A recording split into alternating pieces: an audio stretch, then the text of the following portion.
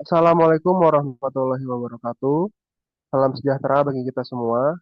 Pada kesempatan yang berbahagia ini, kami akan mempresentasikan mengenai linear programming the two-phase simplex method dalam perencanaan produksi meja belajar. Dalam mata kuliah penelitian operasional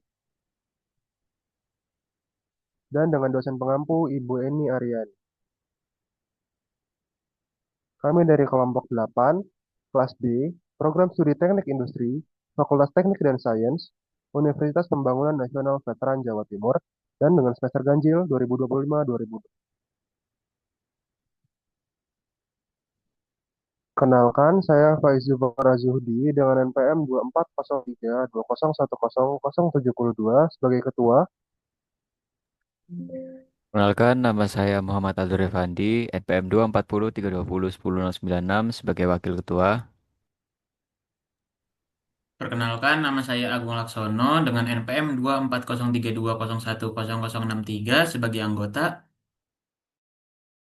Perkenalkan, nama saya Muhammad Yusril Hidayat, NPM 240 320 178 sebagai anggota. Perkenalkan, nama saya Raffi Rizky Setiawan dengan NPM 24032010090 sebagai anggota. Selanjutnya yaitu studi kasus. PT Mebel Nusantara memproduksi dua jenis meja belajar, yaitu meja belajar Aurora dan meja belajar Meridian. Kedua tipe menggunakan dua bahan dasar yang sama, yaitu kayu jati dan cat vernis. Untuk memproduksi satu unit meja belajar Aurora, dibutuhkan 8 batang kayu jati dan 6 kaleng cat vernis. Untuk meja belajar Meridian, dibutuhkan 2 batang kayu jati dan satu kaleng cat vernis. Dalam satu periode produksi, perusahaan menggunakan paling sedikit 120 batang kayu jati dan 24 kaleng cat vernis. Biaya produksi per unit adalah Rp42.000 untuk meja belajar Aurora dan Rp27.000 untuk meja Meridian. Tentukan berapa banyak meja belajar yang diproduksi agar diperoleh total biaya yang paling murah. Selesaikan permasalahan tersebut menggunakan the two-phase simplex method. Lalu untuk penyelesaiannya, langkah pertama yang harus kita lakukan yaitu membuat tabel alokasi, di mana tabel alokasi ini kita sesuaikan dengan studi kasus yang kita dapati. Di sini terdapat dua bahan yang kita gunakan yaitu kayu jati dan cat vernis. Meja Aurora membutuhkan 8 batang kayu jati dan 6 kaleng cat vernis dengan biaya produksinya Rp42.000. Meja belajar Meridian membutuhkan 2 batang kayu jati dan satu kaleng cat vernis dengan total biaya Rp27.000. Kebutuhan minimum bahan bakunya 120 batang kayu jati dan 24 kaleng cat vernis. Selanjutnya yaitu fungsi tujuan meminimumkan Z sama dengan 42.000x1 ditambah 27.000x2 dengan batasan yang pertama 8x1 ditambah 6x2 lebih besar sama dengan 120. 2x1 ditambah x2 lebih besar sama dengan 24. Dengan syarat x1 dan x2 lebih besar sama dengan 0. Untuk standar, fungsi tujuan minimumkan dengan Z 42.000x1 ditambah 27.000x2 ditambah 0x3 ditambah 0x4 ditambah 0x5 tambah 0x6. Lalu, semua variabelnya dipindah ke kiri sehingga menjadi Z dikurangi 42.000x1 dikurangi 27.000x2 dikurangi 0x3 dikurangi 0x4 dikurangi 0x5 dikurangi 0x6 sama dengan 0. Dengan batasan yang pertama, 8x1 ditambah 6x2 dikurangi x3 ditambah x5 sama dengan 120. Batasan yang kedua, 2x1 ditambah x2 dikurangi x4 tambah x6 sama dengan 24. Dengan syarat x1 sampai x6 lebih besar sama dengan 0. Baik, yang selanjutnya kita lanjut ke fase satu. Nah, di fase satu ini bertujuan untuk menguji apakah persoalan ini mempunyai nilai penyelesaian yang visible atau tidak. Dengan ciri-ciri di bagian akhir RHS-nya akan bernilai 0. Fase satu, fungsi tujuan di fase satu ini selalu minimumkan. Minimumkan X0 sama dengan X5 ditambah X6. Jangan lupa kita pindah ke ruas kiri menjadi X0 dikurangi X5 dikurangi X6 sama dengan 0. Nah, X5 dan juga X6 ini adalah variabel artifisial dengan batasan-batasan. Batasan yang pertama yaitu 8X1 ditambah 6X2 dikurangi X3 ditambah X5 sama dengan 120. Batasan yang kedua yaitu 2X1 ditambah X2 dikurangi X4 ditambah X6 sama dengan 24. Dengan syarat X1 sampai dengan X6 lebih besar sama dengan 0. Oke, yang selanjutnya kita lanjutkan ke step 1. Semua angka tadi kita masukkan ke dalam tabel. Kita bisa lihat di baris X0, 0, 0, 0, 0, min 1, min 1, 0. Nah, min 1 di kolom X5 dan juga X6 ini adalah variabel artifisialnya. Kita lanjut membuat tabel lagi dan juga merubah untuk baris pada X0-nya.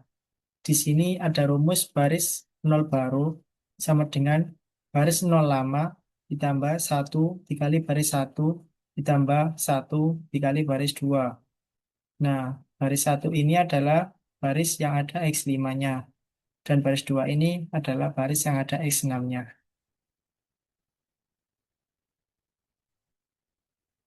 Di sini kita bisa lihat untuk tabel yang terbaru sesuai dengan rumus yang tadi, kita bisa lihat pada baris X0 yaitu 1, 10, 7, min 1, min 1, 0, 0, 144 sesuai dengan rumus yang tadi. Yang selanjutnya karena ini minimum kan, jadi kita pilih pada baris X0 yaitu positif yang terbesar. Di sini kita memilih angka 10 di kolom X1. Setelah itu kita akan membagikan kolom RAS dengan kolom yang terkena kolom kunci. Kita bisa lihat 120 dibagi 8 sama dengan 15. 24 dibagi 2 sama dengan 12. Untuk memilih baris kunci, kita akan memilih positif yang terkecil. Di sini kita memilih 12 pada baris X6. Setelah itu, kita akan membuat baris kunci baru, yaitu dengan cara 2 dibagi pada baris kunci ini, maksudnya dibagi dengan perpotongan antara kolom kunci dan juga baris kunci. Kita bisa lihat 2 dibagi 2 sama dengan 1. 1 dibagi 2 sama dengan setengah. 0 dibagi 2 sama dengan 0. Min 1 dibagi 2 sama dengan min setengah. 0 dibagi 2 sama dengan 0. 1 dibagi 2 sama dengan setengah. 24 dibagi 2 sama dengan 12. Nah, untuk itu kita masukkan baris kunci tadi ke baris yang kedua ini. Untuk baris yang pertama adalah baris X0. Kita masukkan tanpa merubah apapun. Untuk rumusnya ini adalah 10 dikurangi dengan 10 dikali 1 sama dengan 0. 7 dikurangi dengan 10 dikali setengah sama dengan 2. Dan seterusnya sampai 144 dikurangi 10 dikali 12 sama dengan 24. Yang selanjutnya kita lanjut ke baris 1. Nah, di baris yang pertama ini adalah angka yang ada pada baris 1. Dan yang kedua ini adalah baris kunci yang baru. Dengan rumus yang sama yaitu 8 dikurangi dengan 8 dikali 1 sama dengan 0. Selanjutnya 6 dikurangi dengan 8 dikali setengah sama dengan 2. Dan seterusnya sampai dengan 120 dikurangi dengan 8 dikali 12 menghasilkan 24. Oke, selanjutnya hasil perhitungan tadi dimasukkan ke dalam tabel berikut. Karena pada baris X0 masih terdapat nilai yang positif, maka solusi belum optimal, sehingga harus dilakukan lebih lanjut. Caranya yaitu yang pertama, menentukan kolom kunci dengan mencari nilai positif terbesar pada baris X0.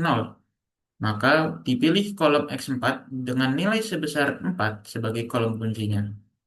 Selanjutnya, yaitu menentukan baris kunci dengan menghitung angka pada kolom RHS dibagi angka pada kolom kunci sehingga didapatkan X5 sama dengan 24 dibagi 4 sama dengan 6 dan X1 sama dengan 12 dibagi negatif 1/2 sama dengan negatif 24. Cara menentukan baris kuncinya yaitu dengan memilih nilai positif yang terkecil. Maka dipilih baris X5 dengan nilai 6 sebagai baris kuncinya. Langkah selanjutnya yaitu menentukan nilai pada baris kunci dengan cara menghitung angka pada baris kunci dibagi angka perpotongan baris kunci dan kolom kunci yaitu 4. Sehingga untuk perhitungannya didapatkan 0 dibagi 4, 2 dibagi 4, negatif 1 dibagi 4, 4 dibagi 4, 1 dibagi 4, negatif 4 dibagi 4, dan 24 dibagi 4. Selanjutnya yaitu melakukan perhitungan. Pada perhitungan baris X0, baris satunya merupakan angka pada baris X0 itu sendiri. Baris duanya merupakan angka pada baris kunci, dan angka 4 merupakan angka pada baris X0 yang terkena kolom kunci. Kemudian, untuk cara perhitungannya, yaitu 0 dikurangi 4 dikali 0 sama dengan 0. 2 dikurangi 4 dikali 1/2 sama dengan 0. Negatif 1 dikurangi 4 dikali negatif 1/4 sama dengan 0. Dan seterusnya hingga 24 dikurangi 4 dikali 6 sama dengan 0. Selanjutnya, pada perhitungan baris kedua, baris satunya merupakan angka pada baris X1. Nah, untuk baris keduanya, angka pada baris kunci. Dan angka negatif 1/2 merupakan angka pada baris X1 yang terkena kolom kunci. Kemudian, untuk cara perhitungannya, yaitu 1 dikurangi negatif 1/2 dikali 0 sama dengan 1. 1/2 dikurangi negatif 1/2 dikali 1/2 sama dengan 3/4. 0 dikurangi negatif 1/2 dikali negatif 1/4 sama dengan negatif 1/8. Dan seterusnya hingga 12 dikurangi negatif 1/2 dikali 6 sama dengan 15. Selanjutnya, hasil perhitungan tadi dimasukkan ke dalam tabel berikut. Karena pada baris X0 sudah tidak terdapat nilai yang positif, maka solusi sudah optimal. Dan karena RHS pada kolom X0 sama dengan 0, maka problem mempunyai solusi visible sehingga dapat dilanjutkan ke fase 2. Variabel pada kolom X5 dan X6 tidak diikutsertakan. Selanjutnya, pada fase 2 step 1, baris 0 lama harus diganti dengan baris 0 baru. Dengan cara, baris 0 baru sama dengan baris 0 lama ditambah 42.000 dikali baris 2. Hasil perhitungan baris 0 barunya didapatkan yaitu X1 sama dengan 0, X2 sama dengan 4.500, X3 sama dengan negatif 5.250, X4 sama dengan 0, dan RHS sama dengan 630.000. Karena pada baris CJ-CJ masih terdapat angka positif, maka dapat dikatakan bahwa solusi yang didapatkan masih belum optimal. Langkah pertama adalah mencari angka pada kolom kunci. Kolom kunci didapatkan dari baris CJ-CJ dengan angka positif terbesar, yaitu senilai 4.500 pada kolom X2. Untuk mencari baris kunci, didapatkan dari hasil pembagian kolom RHS dengan kolom kunci yang telah kita pilih, yaitu 6 dibagi 1/2 sama dengan 12. 15 dibagi 3/4 sama dengan 20. Selanjutnya, kita pilih angka positif terkecil, yaitu pada X4 sebesar 12. Selanjutnya, kita mengubah angka pada baris kunci baru dengan cara angka pada baris kunci dibagi dengan angka perpotongan antara baris kunci dengan kolom kunci, yaitu senilai 1/2. Maka 0 dibagi 1/2 sama dengan 0. 1/2 dibagi 1/2 sama dengan 1. Negatif 1/4 dibagi 1/2 sama dengan negatif 1/2. 1 dibagi 1/2 sama dengan 2.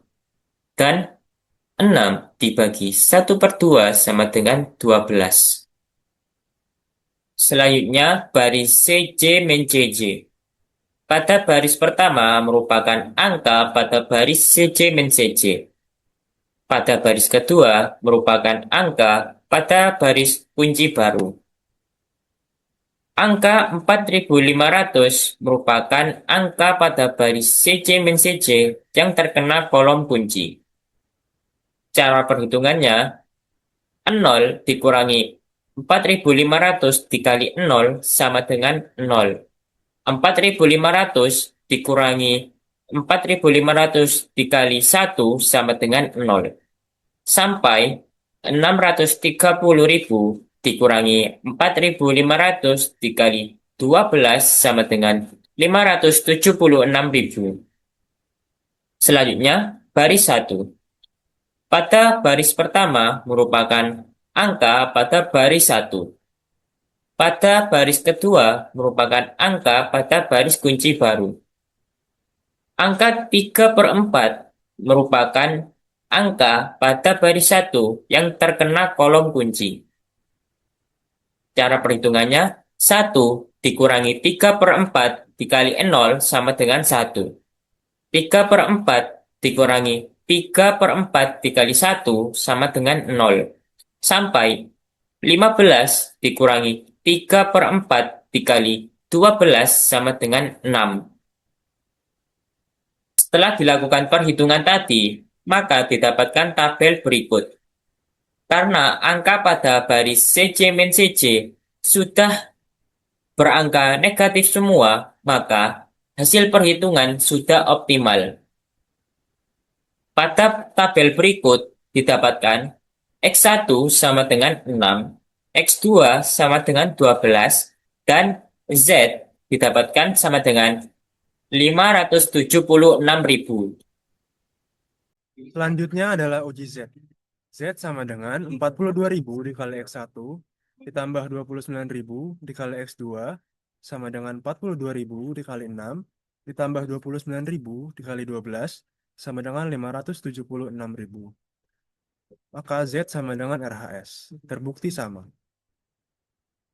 Selanjutnya yaitu uji batasan dengan batasan pertama yaitu 8X1 ditambah 6X2 lebih besar sama dengan 120. 8 dikali 6 ditambah 6 dikali 12 lebih besar sama dengan 120. 120 lebih besar sama dengan 120. Terbukti sama.